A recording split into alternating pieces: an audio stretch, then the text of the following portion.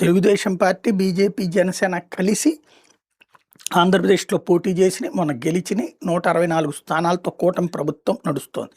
గతంలో Bharatiya Janata party, Bharatiya Janata party, Telugu Desam కలిసి 2014లో తెలంగాణ ఎన్నికల్లో పోటీ చేసిన జనసేన అప్పుడు మద్దతు ప్రకటించింది. అప్పుడు ఇద్దరికి కలిపి ఒక 20 సీట్లు వచ్చినాయి. 15 తెలుగుదేశం, 5 భారతీయ జనతా పార్టీకి వచ్చినాయి. జనసేన మద్దతు మాత్రమే ఇచ్చింది.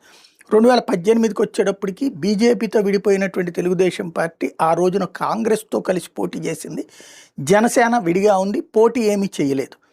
ఆ రోజున అక్కడ 2 సీట్లకో 3 సీట్లకో వచ్చినటువంటి పరిస్థితి తెలుగుదేశాన్ని. అదే సందర్భంలో కాంగ్రెస్ పార్టీ కూడా అధికారాన్ని కోల్పోయి అధికారం అందుకోవాలనుకున్న సాధ్యంగా లేదు. 21 స్థానాలతో సరిపెట్టుకున్నటువంటి పరిస్థితి అయింది.